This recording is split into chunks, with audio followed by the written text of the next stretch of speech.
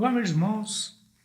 Nós estamos aqui mais uma vez para uma aula da Escola Bíblica Dominical da Igreja Batista de Vila Mariana. Eu sou o Celso. O tema da aula de hoje, a aula de número 7, é a restauração. Os nossos estudos estão em cima do livro de Ezequiel, das profecias de Ezequiel, e hoje nós estaremos abordando o capítulo 36 e 37 de Ezequiel.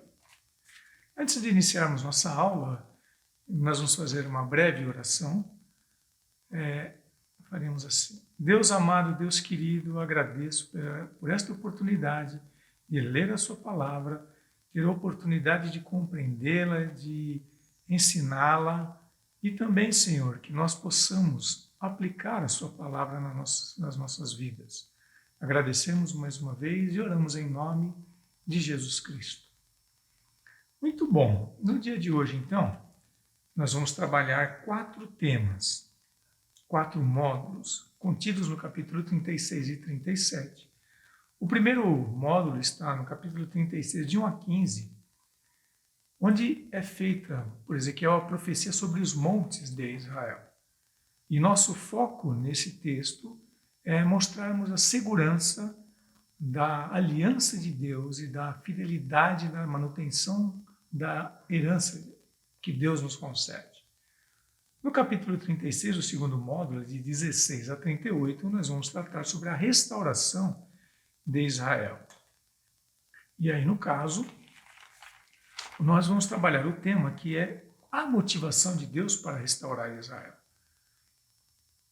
No terceiro módulo, que estará no capítulo 37, de 1 a 14, nós vamos tratar sobre a visão do Vale de Ossos Secos.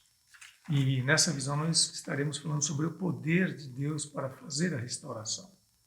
E por fim, no último módulo, 4 módulo, nós trabalharemos de capítulo 37 de Ezequiel, de 15 a 28, onde teremos a reunião de todo o Israel que será restaurado.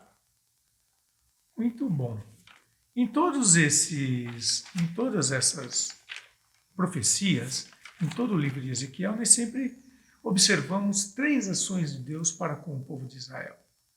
No capítulo 36, de 1 a 15, onde existe a profecia sobre os montes de Israel, o que vai acontecer é que Deus vai falar através de Ezequiel que aqueles montes que foram desolados, que foram destruídos, e as suas cidades, e as suas plantações, e seu povo, seria novamente colocado ali, os montes receberiam os judeus novamente, os israelitas novamente naquela região, eles iriam plantar, os montes iriam florescer, haveriam gado, haveriam pessoas, e seria restabelecida a nação de Israel.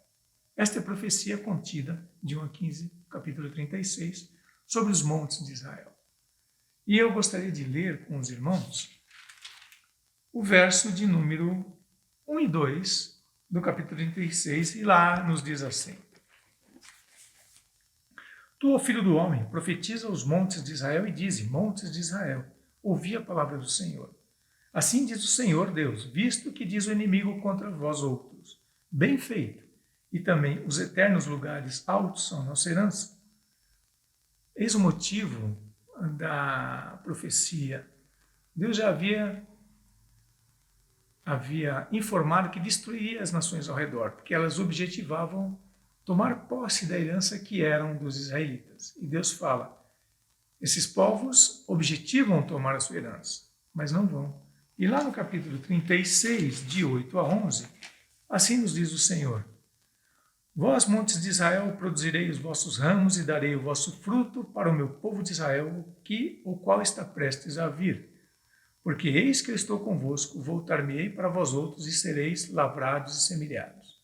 Multiplicarei homens sobre vós, a toda a casa de Israel, diz, sim, as cidades serão habitadas e os lugares devastados serão edificados.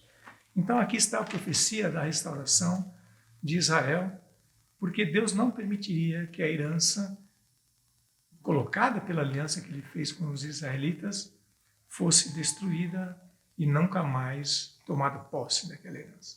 sim, os israelitas voltariam para lá e aqueles montes iriam novamente dar o seu fruto e as suas flores.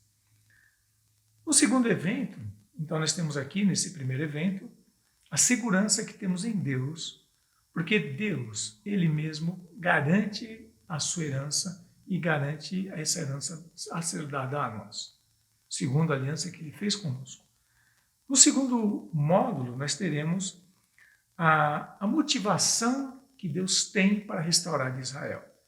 E esta motivação está lá nos capítulos de 18, nos capítulos, na verdade, no capítulo 36, de 16 a 38, versos 16 a 38, nós vamos observar de 18 a 20. O que leva Deus a restaurar a nação de Israel, a permitir que eles voltassem lá e se reorganizassem. Isso é muito bom, a gente saber o porquê disso. Então, lá no capítulo de número 36, do verso de 18 a 20, nos diz assim: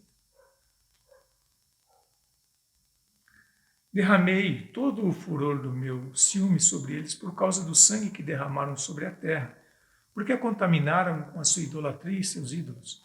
Eu os espalhei entre as nações pagãs e foram dispersos entre todos os povos. Julguei-os, portanto, conforme todos os seus desígnios e ações. Mas, por onde caminharam entre as nações, eles continuaram a profanar o meu santo nome. Portanto, todos diziam a respeito dos israelitas: este é o povo de Deus, mas assim mesmo eles tiveram de abandonar a terra que Yahvé lhes deu.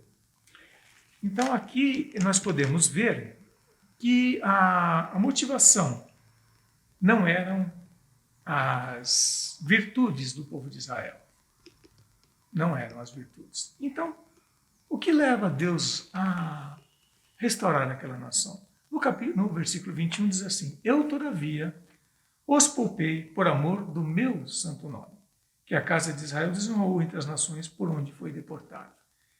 E também ali no verso de número 23, ele diz assim: eu demonstrarei a santidade do meu portentoso nome, que foi profanado entre as nações, o nome que desonraste no meio destes povos todos. Então as nações saberão que eu sou Yahvé, o eterno e soberano, quando eu for santificado diante delas, diz o Senhor. A motivação para Deus restaurar o povo de Israel não eram as virtudes deste povo, mas o santo nome dele, a sua aliança, a sua santidade, o seu amor, a sua graça, as suas virtudes. Isso, a mim, traz um grande conforto. Saber que a restauração que me está designada e também a restauração no meu dia a dia, né, ela não é em função das minhas qualidades, mas pela graça de Deus, sim.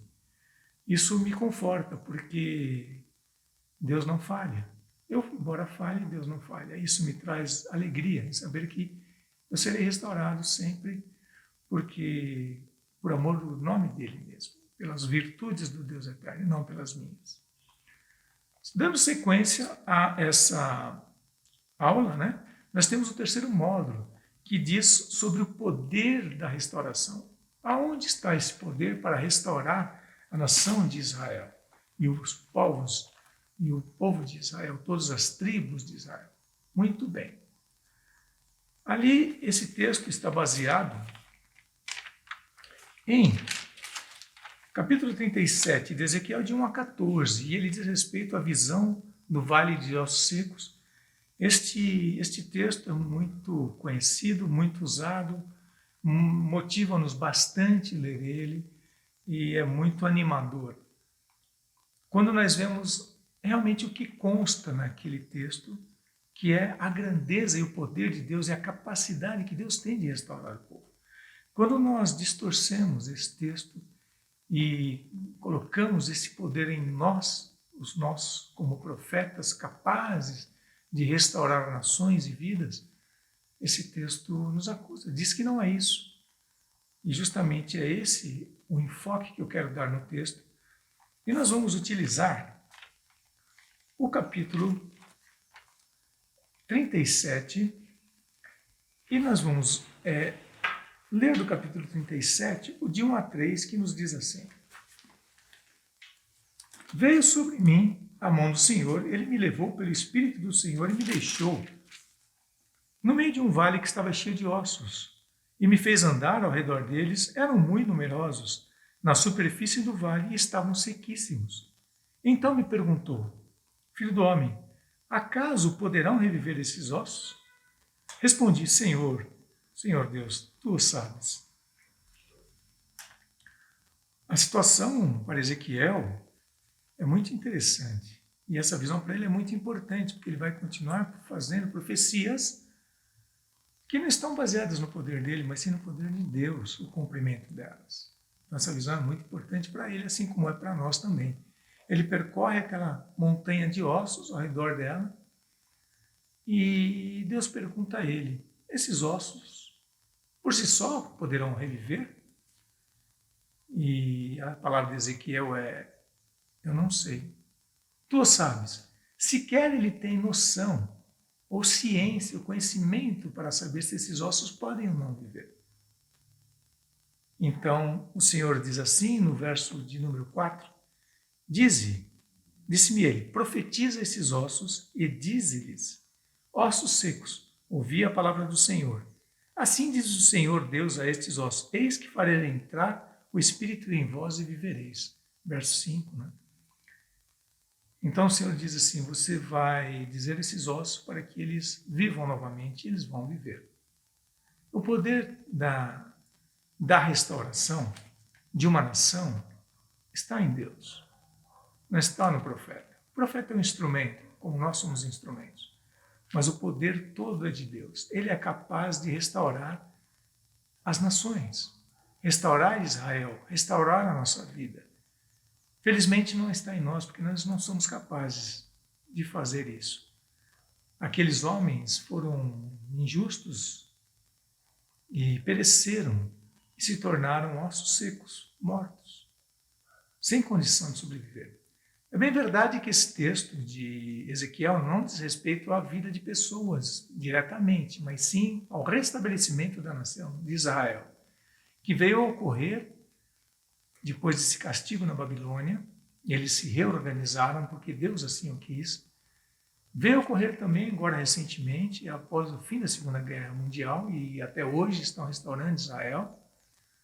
Não porque há poder no homem de fazê-lo, mas porque Deus tem uma aliança. E ele cumpre, e ele garante esta aliança. Isso nos conforta, da mesma forma que a motivação para Deus, a motivação para a restauração nossa, como nós vimos no módulo anterior, não são as nossas virtudes, mas sim as virtudes de Deus. Aqui, o poder para a restauração não é nosso, mas é de Deus. E por fim, meus irmãos, nós vamos trabalhar o último módulo, que está no capítulo 37, de 12 a 14, que é sobre a abrangência da restauração de Deus. Qual é a abrangência da restauração de Deus? E nós vamos nos surpreender porque ela vai além da nação de Israel. E esse trecho, profeticamente, apontaria muito mais à frente do que o restabelecimento da nação de Israel. Também o restabelecimento da nação de Israel, mas a abrangência é maior. Então nós temos lá no capítulo 37, do verso 23, 24, 26 e 27, as seguintes palavras: nunca mais se contaminarão com os seus ídolos, nem com as suas abominações, nem com qualquer das suas transgressões. Livrá-los-ei de todas as suas apostasias em que pecaram, e os purificarei. Assim eles serão o meu povo, e eu serei o seu Deus. O meu servo Davi, e aqui é Jesus, reinará sobre eles, todos eles terão um só pastor. Andarão nos meus juízos, guardarão os meus estatutos e os observarão. E não será apenas uma restauração física de montes, cidades, árvores, plantações, frutos, famílias, ir além. É uma restauração que nos purificará, que nos dará condições de entender e cumprir toda a sua lei, todos os seus estatutos. Haverá paz e nós viveremos eternamente com Ele, com nosso Senhor Jesus e com nosso Pai. Então, fazendo um resumo desse trecho, desse texto, de 36 a 37, nós podemos lembrar que a herança está garantida, como diz as profecias dos montes de Israel. Diz o Senhor também que nós, embora não mereçamos, por amor do nome dele, nós seremos restaurados. Na profecia do Vale de Ossos Secos, nós vemos que não é pelo nosso poder que nós seremos restaurados, ou que as nações são restauradas, mas sim pelo poder maravilhoso de Deus. E por fim, essa restauração não está restrita apenas a locais, a árvores e a famílias, mas está restrita a realmente, ela está abrangente na eternidade e na qualidade, uma santidade eterna, total, uma presença em paz com o nosso Deus para sempre. Que Deus continue nos abençoando com a sua rica palavra e que nós possamos, ao compreender estas verdades, colocá-las em prática. Senhor Deus, muito obrigado por ser um Deus que garante a nossa herança através das alianças que faz conosco, que através do seu santo nome decide nos restaurar, que através do seu poder miraculoso pode e consegue nos reviver, tanto em física como espiritualmente. E por fim, Senhor, um Deus que faz uma aliança eterna conosco, para todos sempre. Oramos muito agradecidos em nome de Jesus. Muito obrigado, tenham um bom dia.